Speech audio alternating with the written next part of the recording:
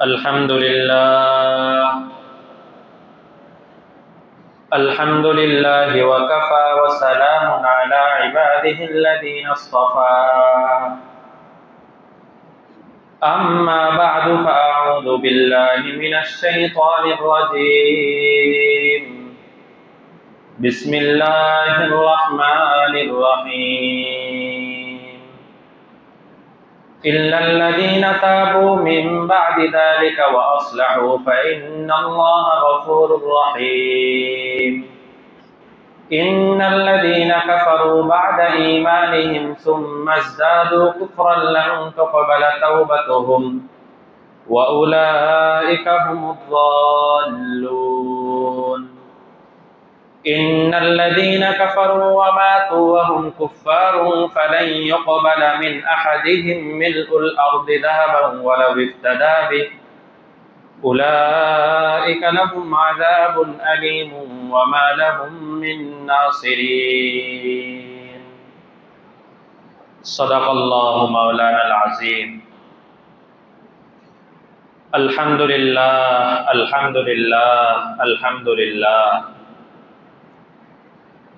কোরআন মাজিদের ৩ নম্বর পারার শেষ ৩ আয়াত সূরা আলে ইমরানের ৮৯, ৯০ এবং ৯১ এই ৩ আয়াত আপনাদের সামনে তেলাওয়াত করেছি।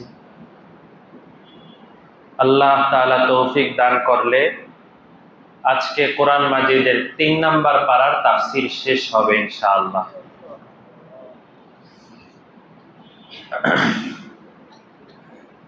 গত সপ্তাহে একটি কথা চলতেছিল, সময় শেষ হয়ে যাওয়ার কারণে কথাটা শেষ করতে পারি নাই। আজকে সেখান থেকেই শুরু করছি। গত সপ্তাহে যেই কথাটা বলতেছিলাম সেটা হলো, ইসলাম ছাড়া অন্য কোনো জিনিসকে কেউ যদি আদর্শ বানায় তাহলে আল্লাহ তাআলা বলেছেন কোনদিন ওই আদর্শ আমার কাছে কবুল হবে না। এবং যারা এভাবে আদর্শ বানাবে, অন্য কাউকে মডেল বানাবে ইসলাম ছাড়া, এরা আখিরাতে যারা ক্ষতিগ্রস্তদের কাতার হবে, লাইন হবে, ওই লাইনে তাদের দাঁড়াতে হবে। আমরা কি ওই লাইনে দাঁড়াইতে চাই? আল্লাহ আমাদের সবাইকে হেফাজত করেন।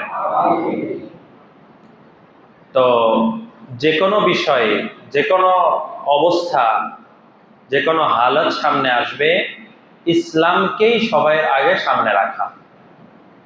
ইসলামের যে আদর্শ, ইসলামের যে শিক্ষা, ইসলামের যে নীতি, এগুলোকেই সবার আগে সামনে রাখা। মানুষের সুবিধার্থে, নিজের সুবিধার্থে ইসলামের সাথে টক্কর না লাগিয়ে, ইসলামের সাথে কোনো মোকাবেলা না লাগিয়ে ব্যক্তিগতভাবে যদি কোনো কাজ করা যায় তাহলে সেটা ব্যক্তিগত আমি করলাম। যেই জায়গায় ইসলামের পক্ষ থেকে আলাদা দিক নির্দেশনা দেওয়া আছে, কেউ যদি মনে করে ওই জায়গায় ইসলামী দিক নির্দেশনা আমার জন্য উচিত না, বরং অন্য কোনো ব্যক্তি, অন্য কোনো মতাদর্শ, অন্য কোনো দেশ, তাদেরটা আমাদের গ্রহণ করতে হবে, এটা যদি কেউ মন থেকে এটা বিশ্বাস করে তাহলে তার ঈমান থাকবে না। মন থেকে যদি বিশ্বাস করে, আজকাল তো এই জিনিস অনেক বেড়ে গেছে। যে কোনো একটা বিষয় যখন সামনে আসে তাহলে আমাদের দলের লিডারের এটা আদর্শ না, অথচ কোরআনের আদেশ সেটা, হাদিসের আদেশ, ইসলামের আদেশ, ইসলামের দিক নির্দেশনা। বহু মানুষ এমন পাওয়া যাবে নামাজের ব্যাপারে ইসলামের দিক নির্দেশনা মানে, রোজা রাখার ক্ষেত্রে ইসলামের দিক নির্দেশনা মানে, কিন্তু দেশ পরিচালনার সময় শেখ মুজিবুর রহমানের দিক নির্দেশনা মানে, জিয়াউর রহমানের দিক নির্দেশনা মানে, এবং মুখে মুখে বলেও ফেলে যে দেশ পরিচালনার ক্ষেত্রে কোরআনের দিক নির্দেশনা চলবে না, আমাদের লিডার যেটা রেখে গেছে ওইটা চলবে। এরকম কথা বলে ফেলে না? বলে। যদি কেউ সেখানে বলে যে দেখেন কোরআনের দিক নির্দেশনাটা এমন, সাথে সাথে একটা নাম দিয়ে দেয় মৌলবাদ। না, আমাদের দলের নেতার বাইরে যেই যাবে, হয় জঙ্গিবাদ নয় মৌলবাদ, আরো কত কিছু যে নাম আছে থাকবে, এটা কিন্তু ক্ষতি। যারা করতেছেন তাদেরও ক্ষতি হচ্ছে, যারা সমর্থন করতেছেন তাদেরও ক্ষতি হচ্ছে। আর আমরা যারা খতিব সাহেব আছি, যারা উম্মতের জিম্মাদারি কাঁধে নিয়ে এই মিম্বরের মতো পবিত্র জায়গায় বসতে হয়, বসার পরেও এই ব্যাপারগুলোতে সতর্ক করে না যে খতিব সাহেবরা, তারাও ক্ষতির মধ্যে আছে। দায়িত্ব এই চেয়ারের, এটা একটা দায়িত্ব। এটা কারো প্রতি কোনো বিদ্বেষ না, কারো প্রতি কোনো শত্রুতামি না, কারো কিছু না। এটা এই চেয়ারের একটা আমানত। এই চেয়ারটা হলো এমন একটা চেয়ার, যেই চেয়ারের মধ্যে দুধ আর পানি যদি একসাথে মিশ্রণ থাকে, এই চেয়ারের দায়িত্ব কোনটা দুধ আর কোনটা পানি আলাদা করে দিবে। এটা দায়িত্ব। কারণ কোরআনের আরেকটা নাম কি? ফুরকান। মনে নাই? কোরআনের আরেক নাম কি? ফুরকান। ফুরকান মানেই হলো স্কেল, পার্থক্য সৃষ্টিকারী। এটা এসে পার্থক্য করে দিবে কোনটা ইসলামের বাহিরের জিনিস ইসলামের ভিতরে ঢোকানোর চেষ্টা করা হয়েছে। এই কোরআনের তাফসীর এসে এটা পার্থক্য করে দিবে। এটা এমন না কেউ হয়তো নেতিবাচক ভাবে, নেগেটিভ ভাবে উপস্থাপন করে যে হুজুর মনে হয় অনেক বিরুদ্ধে কথা বলে, হুজুর মনে হয় অনেক বিভিন্ন জনের বিরুদ্ধে কথা বলে। বিরুদ্ধে না, এখানে হলো স্বাভাবিক নিয়ম এটাই যে ইসলাম ছাড়া অন্য কাউকে যদি আদর্শ হিসাবে গ্রহণ করা হয়, আল্লাহ তাআলা ওটা গ্রহণ করবেন না এবং ওই ক্ষতিগ্রস্তদের লাইনে দাঁড়াতে হবে। হুজুর সেটা যদি সতর্ক করে দেন যে দেখেন এটা তো ক্ষতিগ্রস্তের লাইন, আপনার তো সফল কামদের লাইনে দাঁড়াতে হবে, তাহলে কি বিরুদ্ধে হইল না উপকার হইল? কত বড় উপকার হলো, কত বড় তার জন্য খায়ের খা হইলো, কল্যাণকামিতা হলো যে উনি রাস্তা দেখায় দিচ্ছেন। আর কেউ যদি চিন্তা করে আমার এই চেয়ার আছে, আমার এই মেম্বর আছে, সব ঠিক আছে, কিন্তু আমি যদি রাস্তাটা দেখায় দেই তাহলে অনেকে আছে রাগ করতে পারে, তাহলে রাস্তার দেখানোর দরকার নাই, চুপচাপ আমি অন্যান্য বিষয়ে কথা বলতে থাকি, তাহলে উনি কি উপকার করলো না ক্ষতি করলো? ক্ষতি করলো। উনি এই কাজটা করে অনেক বড় ক্ষতি করলো। বহু মানুষ এমন আছেন, এখানেও থাকতে পারেন, হুজুরের নামাজের উপরে হুজুর যদি বয়ান করে ভালো লাগে, রোজার উপরে বয়ান করলে ভালো লাগে, হুজুরকে অনেক মহব্বত করি, কিন্তু আমি ব্যক্তিগতভাবে একটা সুদের ইন্স্যুরেন্স কোম্পানির সাথে জড়িত আছি। হুজুর যখন ওই বিষয় বয়ান করে তখন আর হুজুরকে ভালো লাগে না, তাই না? অথচ হুজুরকে তো আরো জাযাকাল্লাহ জানানো উচিত ছিল, ধন্যবাদ দেওয়া উচিত ছিল, হাদিয়া দেওয়া উচিত ছিল যে হুজুর, ডাক্তার যদি আমার ফোড়া ধরে এরপর ওইটা কেটে রক্ত টক্ত বের করে দিয়ে ওখানে ব্যান্ডেজ লাগায় দেয়, খুশিতে ডাক্তারের কাছে 50,000 টাকা দিয়ে আসি, তাহলে হুজুর যদি আমার ফোড়ার অপারেশন করে দেয়, ইমানের ফোড়া, দ্বীনের ফোড়া, ইসলামের ফোড়া, তাহলে হুজুরকে আরো পুরস্কার দেওয়া দরকার না? হুজুরকে আরো উপকার উপকার করছে দেখে হুজুরকে আরো খুশি হয়ে পুরস্কার দেওয়া দরকার। তা তো করেই না, বরং আরো কি করে? মৌলবাদ, জঙ্গিবাদ। এটা বাস্তবতা, এই দুনিয়ার বাস্তবতা, কিছু করার নাই। মানুষ কোরআন হাদিস থেকে দূরে থাকতে থাকতে এখন ওই দূরে থাকাটা, অন্ধকারটাই তার কাছে আলো মনে হয়। দেখবেন যারা সবসময় অন্ধকারে থেকে অভ্যস্ত, তারা যখন আলোতে আসে তখন বেশি দেখে না, চোখে দেখে না, তাদের কাছে খারাপ লাগে। কেন চোখে অস্থির লাগে? কেন, কি জন্য এই অস্থিরটা লাগতেছে? সব সময় ওই অন্ধকারে থেকে অভ্যস্ত। এই জন্য এই জিনিসটা বোঝা দরকার যে ইসলাম ছাড়া অন্য যে কোনো জায়গায়, চাই রাষ্ট্রীয়ভাবে হোক, চাই অর্থনৈতিক ভাবে হোক, চাই পারিবারিক হোক, চাই সামাজিক হোক, যে কোনো জায়গায় হোক, ইসলামের দিক নির্দেশনার বাইরে অন্য কাউকে যদি কেউ আদর্শ হিসাবে বানায় আর সেই অনুযায়ী কাজ করতে থাকে, আল্লাহ তাআলা এটা জীবনেও কবুল করবেন না। এটা হলো একটা বড় ব্যাপার। এই জন্য এক লোক ছিল, তার নাম ছিল আব্দুল্লাহ ইবনে জাদআন।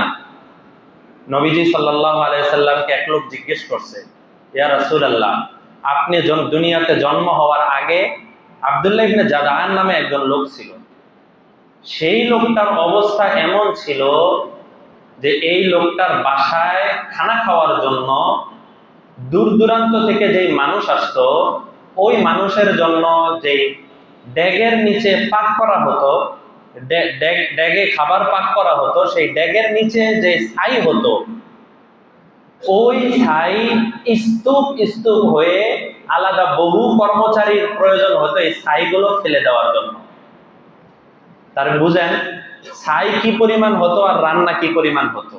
এই পরিমাণ মানুষদেরকে মেহমানদারি করত, প্রচুর পরিমাণ টাকা পয়সা খরচ করত মানুষের পিছনে মেহমানদারি, গরিবদের পিছনে মেহমানদারি। নবীজি সাল্লাল্লাহু আলাইহি ওয়াসাল্লাম বললেন, আদর্শ হিসেবে, যেহেতু সে আমার আগে ছিল, আদর্শ হিসাবে আমার আগে ছিল হযরত ঈসা আলাইহিস সালাম। আদর্শ হিসাবে কি সে ঈসাকে আদর্শ হিসাবে গ্রহণ করত নাকি অন্য কাউকে? তখন বলা হইল যে আদর্শ হিসেবে উনি ঈসাকে গ্রহণ করতেন না, উনি অন্য আরেকজনকে গ্রহণ করতেন। তখন নবীজি সাল্লাল্লাহু আলাইহি সাল্লাম প্রথম কথাই বলে দিলেন, লা ওয়াল্লাহি, আল্লাহর কসম খেয়ে বলি, এই সমস্ত খাওয়া দাওয়া ইত্যাদির কারণে কাল কিয়ামতের ময়দানে সামান্য পরিমাণ কোনো নেকি তার আমলনামায় যোগ হবে না। কেন? আদর্শ তার ভিন্ন। যেই জায়গায় আদর্শ থাকার দরকার ছিল ওই জায়গায় না থেকে অন্য জায়গার মধ্যে যতই খরচ করা হোক না কেন, এটা কবুল করা হবে না। কত বড় কথা চিন্তা করছেন? আমি অনেক ভালো কাজ করছি, রাস্তাঘাট নির্মাণ করতেছি, ব্রিজ বানায় দিচ্ছি, এরপরে মানুষদের জন্য উপকার আর উপকার, কিন্তু আদর্শের ব্যাপারে আমার কথা হলো নবীজি মুহাম্মদ রাসূলুল্লাহ সাল্লাল্লাহু আলাইহি ওয়াসাল্লাম উনি আমার আদর্শ না, আমার আদর্শ অন্য কেউ। এটা মনে করলে আমার আমলনামায় কতটুকু কি যোগ হবে আল্লাহ পাকই ভালো জানে। এই জন্য এই বিষয়টা গত সপ্তাহে আলোচনা করেছিলাম যে যারা হেদায়েত পাওয়ার পরে এরপরে আবার বলে নবীজি তো সত্য, নবীজি আল্লাহ তাআলা সত্য, নবীজিও সত্য, মসজিদ সত্য, মাদ্রাসা সত্য, কিন্তু আমার কাজ আমি করে যাব, এই ধরনের কথাবার্তা যারা বলে, গত সপ্তাহে বলছিলাম আল্লাহর লানত, ফেরেশতাদের লানত এবং সমস্ত মানুষদের লানত এর উপর পড়তে থাকে এবং জাহান্নামে যাওয়ার পরে এর কোনো আযাবের মধ্যে কমতি করা হবে না, একে কোনো সুযোগও দেওয়া হবে না, তাকে বলা হবে জাহান্নামের আগুনের মধ্যে পুড়তে থাকো। গত সপ্তাহে যেখানে গিয়ে কথা শেষ করেছিলাম সেখানে হলো, তবে এই ধরনের মানুষ যদি দুইটা কাজ করে তাহলে অতীতের ভুলের কারণে আল্লাহ তাকে মাফ করে দিবেন। এই দুইটা কাজ গত সপ্তাহে সম্ভবত বলা হয় নাই। আল্লাহ তাআলা আজকের আয়াতের মধ্যে 89 নম্বর আয়াত আল্লাহ বলেন, ইল্লাল্লাযীনা তাবু মিন বাদি যালিকা ওয়া আসলাহু ফাইন্নাল্লাহা গফুরুর রহিম। তার মানে বোঝা যায় কেউ যদি ভুলে না বুঝে এই জাতীয় কাজের মধ্যে আমরা লিপ্ত থাকি, হতে পারে আমরা এই জাতীয় কাজের মধ্যে আগে লিপ্ত ছিলাম, তাহলে আজকের এই তাফসীর থেকে এই দুইটা কাজ আমরা করব, পারবো না ইনশাআল্লাহ? আগের ভুল ভ্রান্তি থেকে আমাদের বের হয়ে যাওয়ার দরজা খোলা আছে, দুইটা কাজ করলেই দরজা দিয়ে আমি বের হয়ে যেতে পারবো। তাহলে তাফসীরের মাধ্যমে আমি জানতে পারতেছি যে আমি যদি ভুলের উপরেও থাকি সেই ভুল থেকে বাঁচার উপায় কি, সেই ভুলের দরজাটা কি, কোন দরজা দিয়ে বের হলে আমি ওই ভুল যা করছি আল্লাহ আমাকে মাফ করে দিবেন, এটা বোঝা যাবে এই 89 নম্বর আয়াত দ্বারা। আল্লাহ সব কিছু বলেন, তবে কেউ যদি নীরবে নিবৃত্তিত হোক অথবা প্রকাশ্যে হোক, কেউ যদি প্রথমে তিনটা কাজ করতে পারে।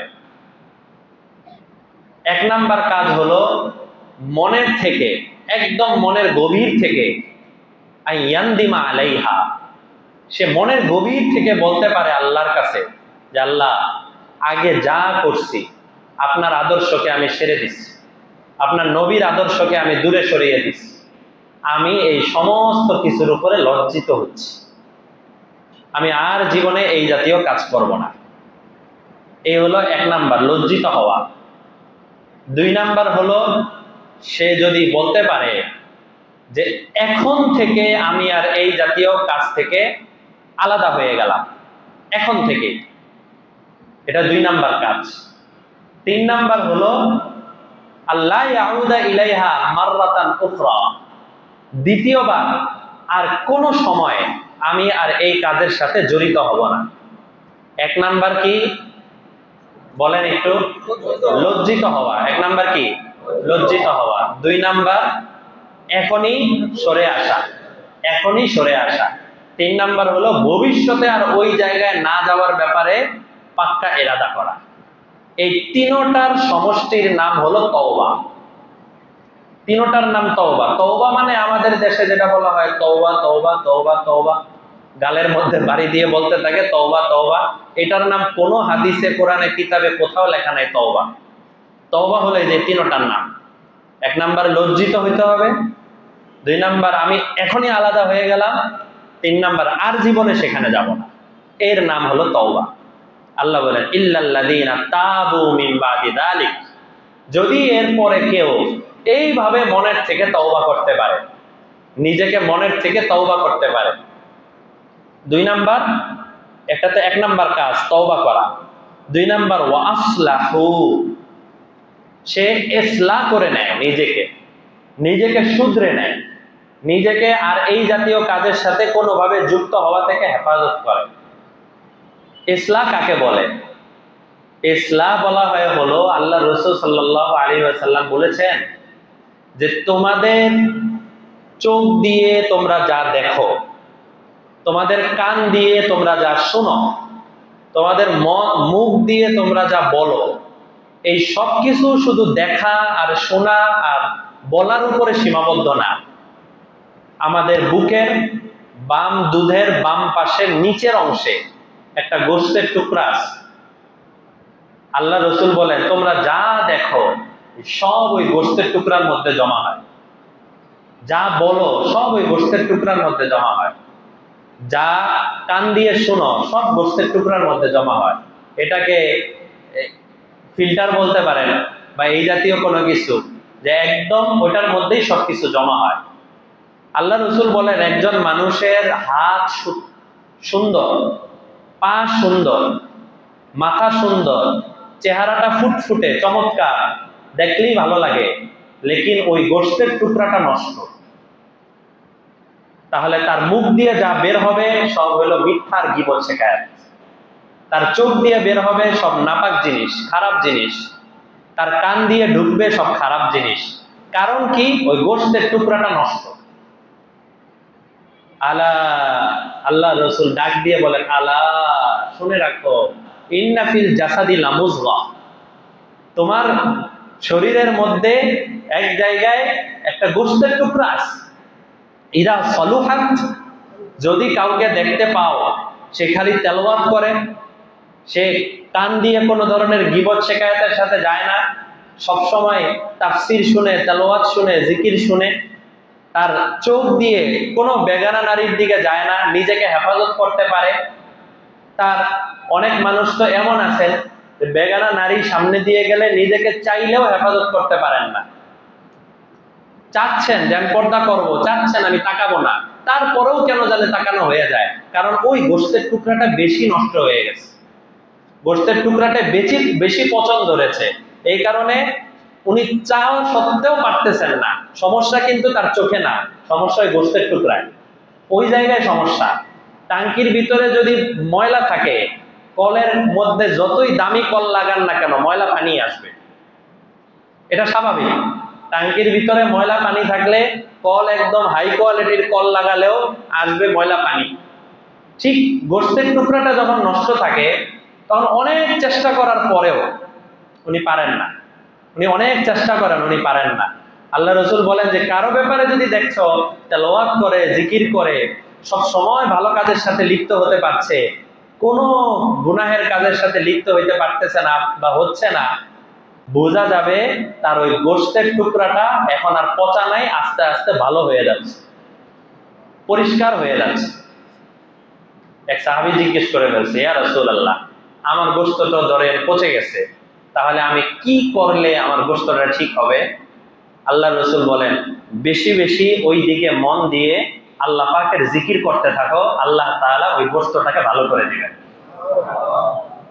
এজন্য বহু বুজুর্গরা এমন ছিলেন, আল্লাহওয়ালারা এমন ছিলেন। এক লোক আসছে, এসে বলে, হুজুর আমি নামাজ পড়ি না। বলে বসে বসে জিকির করো। হুজুর আমি রোজা রাখি না, জিকির করো। হুজুর আমি পর্দা করতে পারি না, জিকির করো। সব কিছুর চিকিৎসা হলো জিকির করো, জিকির করো। এত জিকির করো, সব চিকিৎসা একই। সমস্যা তো এগুলোর মধ্যে না, সমস্যা তো তোমার গোশতের টুকরায়।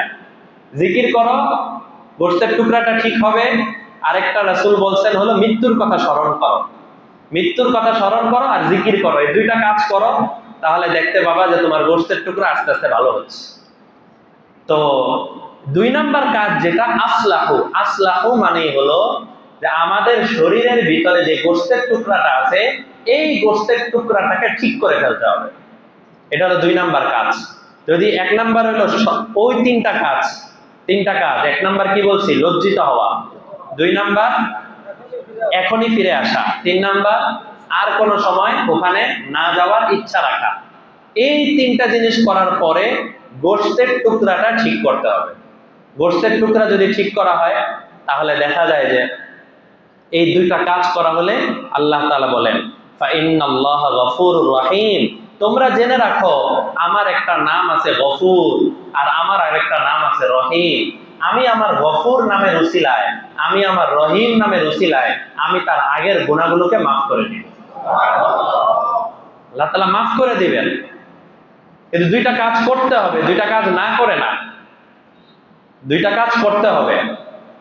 অন্য এক আয়াতে আল্লাহ তাআলা বলছেন যে তোমাদের যদি মনে চায় যে তোমরা চাবে তোমাদের মনের ভিতরে আল্লাহর ভয় আসুক, তাহলে আল্লাহকে ভয় করো, আর যারা আমার নেককার বান্দা আছে তাদের সাথে থাকো। কোন একজনকে মুরব্বি বানিয়ে, তোমার মাথার উপরে একজনকে মুরব্বি বানিয়ে ওই মুরব্বির কাছে নিজেকে সঁপে দাও। সঁপে দেওয়ার পরে তার পরামর্শ অনুযায়ী চলতে থাকো, তাহলে তার উসিলায়, তার কথাবার্তা, তার নসিহত, তার জিকির, তার বিভিন্ন ধরনের তেলাওয়াত, এই সমস্ত জিনিসের উসিলায় আল্লাহ তাআলা তোমাকেও ইসলাহ দান করবেন। এজন্য আপনারা যত বুজুর্গের নাম শুনে থাকেন, যত বুজুর্গ একসাথে চ্যালেঞ্জ করে বলা যায়, আব্দুল কাদের জিলানী রহমতুল্লাহ আলাইহি, জুনায়েদ বাগদাদী রহমতুল্লাহ আলাইহি, আবু হানিফা রহমতুল্লাহ আলাইহি, আশরাফ আলী থানভী রহমতুল্লাহ আলাইহি, তাবলিগ জামাতের প্রতিষ্ঠাতা মাওলানা ইলিয়াস সাহেব রহমতুল্লাহ আলাইহি, যত ধরনের বুজুর্গদের নাম শুনেন, সমস্ত বুজুর্গদেরকে দেখবেন উনি কোনো না কোনো শায়েখের কাছে, কোনো না কোনো ব্যক্তির কাছে যে তার চেয়ে বড়, তার কাছে নিজের মাথাটাকে দিয়ে রাখতেন, নিজেকে সঁপে রাখতেন।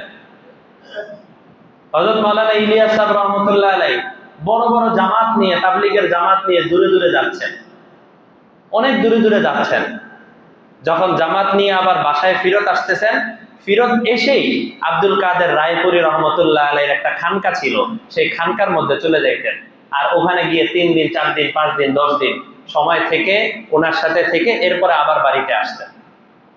দেখেন আবৃত্তি পড়েন, কিতাব আছে আবৃত্তি, ইলিয়াস রহমতুল্লাহ তাবলিগ কিভাবে শুরু হয়েছে, আর সেই তাবলিগ কিভাবে গিয়ে ওনার জমানা পর্যন্ত গেছে। উর্দু কিতাব আছে মাওলানা ইলিয়াস और उनके दीनी दावत, মাওলানা ইলিয়াস और उनके दीनी दावत, উর্দুতে কিতাব। ওই ইলিয়াস রহমতুল্লাহ কিভাবে তাবলিগটা শুরু করছেন আর কিভাবে ওনার রুটিন ছিল, প্রত্যেকটা রুটিন ওই কিতাবের মধ্যে দেওয়া আছে। আমি যখন এই কিতাব পড়তেছিলাম আশ্চর্য হয়ে গেছি। একজন মানুষ দিনের কাজ করতেছেন, দিনের এত কিছু করতেছেন, তারপরও মুরব্বি থেকে বিচ্ছিন্ন হন নাই। কোনোদিন এটা মনে করেন নাই যে আমি তো দিনের অনেক কাজ করতেছি, আমি তাফসীর করি, আমি দাওয়াতের কাজে নিয়ে যাই, আমার কোনো মুরব্বির দরকার নেই, কোনোদিন এটা মনে করেন নাই। রশিদ আহমদ গাঙ্গুহি রহমতুল্লাহ আলাইহি এত বড় ব্যক্তি, এত বড় ব্যক্তি, আল্লাহু আকবার, ওনাকে বলা হয় এই জমানার আবু হানিফা। হাজী আমদাদুল্লাহ মুহাজির মক্কি রহমতুল্লাহ আলাইহি খানকায় গিয়ে বসে থাকতেন। এত বড় আলেম, কি জন্য এই কাজগুলো? আপনি এক কথায় যাদেরকে, যারা আল্লাহর রাস্তায় পথিক ছিলেন, যারা বড় বড় বুজুর্গ হিসাবে যাদের নাম নেওয়া হয়, তাদের সবার জীবনী পড়তে থাকেন আর দেখতে থাকেন, সবার মাথার উপরে কোন একজন সারে তাজ ছিল। সারে তাজ ছাড়া কেউ না। ইসলাহের তরিকা এটাই। এই যে এখানে আল্লাহ তাআলা যে ওয়া আসলাহু, এবং নিজের অন্তরকে পরিষ্কার করবে, আরেকজন ছাড়া, আরেকজন মুরব্বি ছাড়া অন্তর পরিষ্কার হয় না, নিয়ম। যদিও আমাদের বর্তমান বাংলাদেশে খানকা অনেক কমে গেছে, এই বাস্তবতা বলতে হয়। মসজিদ আলহামদুলিল্লাহ অনেক আছে, মাদ্রাসাও আলহামদুলিল্লাহ কম বেশি আছে, কিন্তু খানকা নাই। খানকা কি জিনিস এটাও মানুষ বুঝে না। খানকা মানে যে মসজিদের জন্য যেমন জায়গা জমি ওয়াকফ করে মসজিদ বানানো হয়েছে, এরকম জায়গা ওয়াকফ করে দিয়ে আলাদা এরকম মসজিদের মতোই আলাদা ঘর নির্মাণ করা হয়, ওইটাকে খানকা নাম দেওয়া হয়।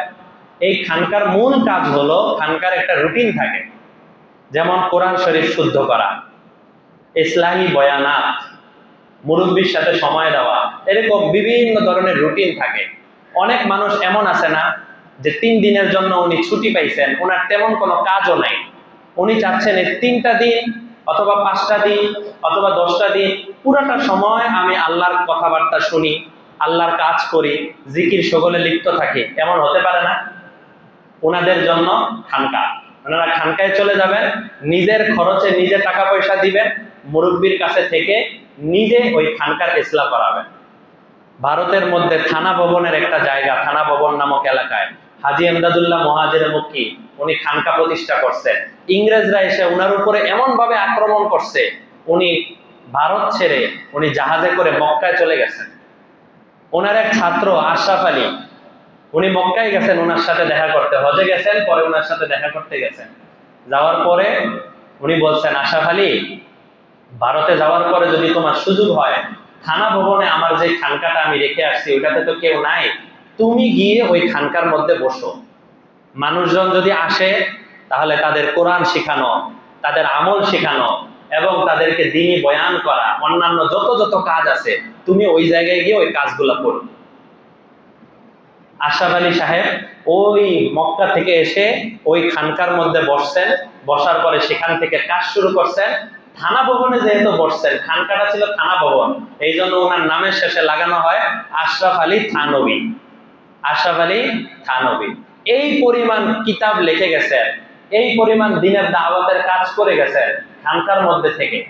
কিন্তু আমাদের দেশের মধ্যে এখন তুলনামূলক কম আছে, কিছু আছে যেখানে গেলে মানুষ মাশাআল্লাহ সময় দিতে পারেন, থাকেন, লম্বা সময় থাকেন, কেউ কেউ আছে 40 দিন থাকেন।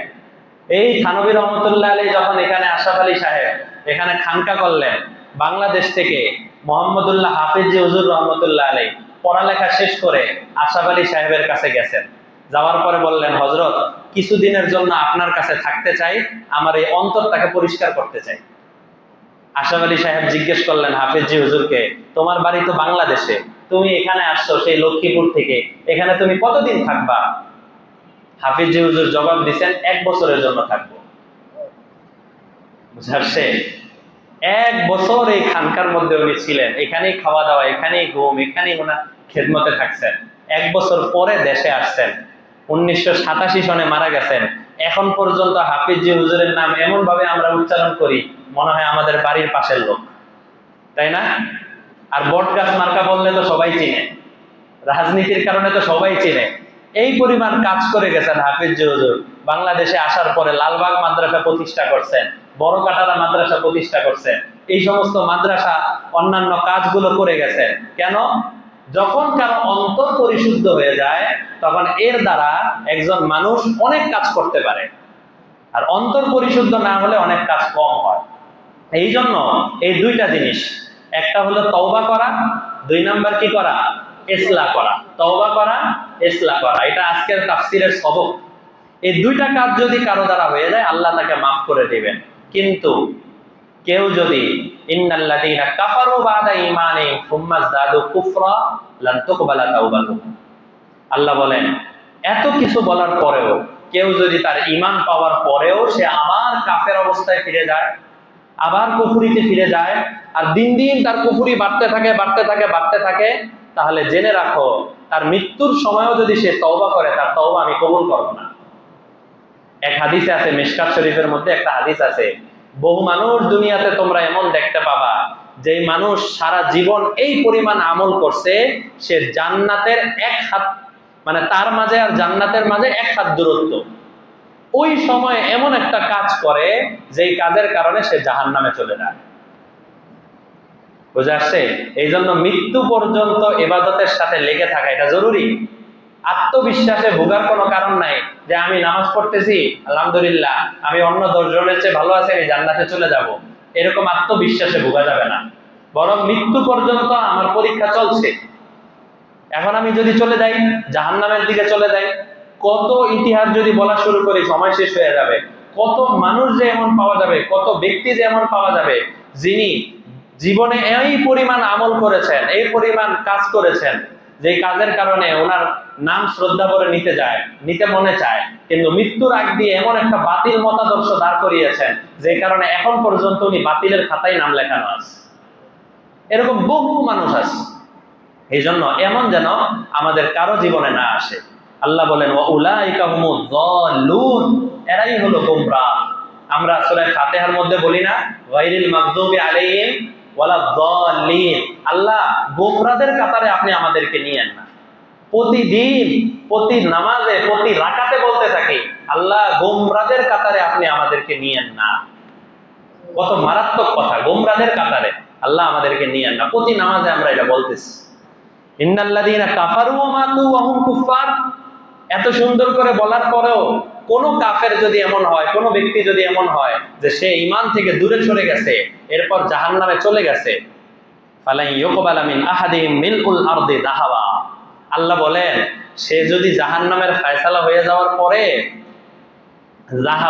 যাহাবা মানে হলো স্বর্ণ, দুনিয়া সমপরিমাণ স্বর্ণ সে আখেরাতে গিয়ে হাজির করে যে এই স্বর্ণের উসিলায় আপনি আমাকে মাফ করে দেন, আল্লাহ বলেন এই সমস্ত কাফেরদেরকে আমি কোনোদিন মাফ করব না।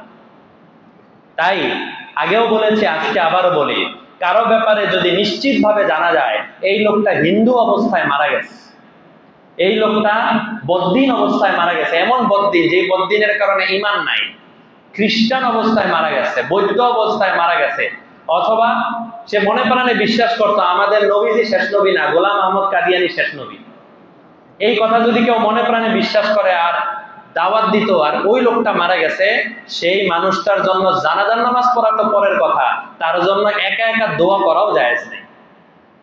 পরিষ্কার আয়াত 11 পারার মধ্যে আছে যে যেই লোকটা বেঈমান অবস্থায় মারা যায় তার জন্য দোয়া করাও জায়েজ। হযরত ইব্রাহিম আলাইহিস সালাম আল্লাহর কাছে বলছিলেন, আল্লাহ আপনি আমার বাবাকে মাফ করে দেন। আল্লাহ তাআলা আয়াত নাযিল করছেন কোরআন মাজিদে যে ইব্রাহিমের সবকিছু তোমাদের জন্য আদর্শ। মা কানা ইব্রাহিমু লিআবিহি ইল্লা মাউইদাতিন ওয়াদাহা ইয়্যা ওয়া মা কানা ইস্তিগফারু ইব্রাহিম লিআবিহি ইল্লা মাউইদাতিন ওয়াদাহা ইয়্যা। আয়াতের অর্থ কি? ইব্রাহিমের সবকিছু তোমাদের জন্য আদর্শ, কিন্তু ইব্রাহিম যে তার বাবার জন্য দোয়া করছিল, যেই বাবা মূর্তি পূজা করত, তোমাদের জন্য কিন্তু সেটা আদর্শ না। তার মানে দোয়া করা যাবে? বেঈমান, নিশ্চিতভাবে কেউ বেঈমান হয়ে মারা গেলে দোয়া করা যাবে। আল্লাহ আপনি সব মানুষদেরকে মাফ করে দেন, এই দোয়া করা যাবে না। আল্লাহ যত মুমিন মুসলমানরা কবরে শায়িত তাদেরকে মাফ করে দেন, আল্লাহ যত মুসলমানরা কবরে শায়িত তাদেরকে মাফ করে দেন। অমুক দেশের যুদ্ধ হয়েছে, আল্লাহ যারা যারা মারা গেছে সবাইকে শহীদের মর্যাদা নসিব করেন না, আল্লাহ যত মুসলমানরা মারা গেছেন তাদেরকে শহীদের মর্যাদা নসিব করেন। বুঝে আসছে? এই জন্য দোয়াতের মধ্যে কোন শব্দ বলতে হবে, আমি দোয়ার মধ্যে এমন শব্দ বললাম যেই শব্দটা কোরআন হাদিসের বাইরে, এটা করা যাবে? করা যাবে। উলাইকা লাহুম আযাবুন আলীম ওয়া মা লাহুম মিন নাসিরিন, যারা এইভাবে কাফের অবস্থায় মারা যায় তাদের জন্য রয়েছে যন্ত্রণাদায়ক শাস্তি, এবং তারা আখিরাতে কোনো সাহায্যকারী পাবে না।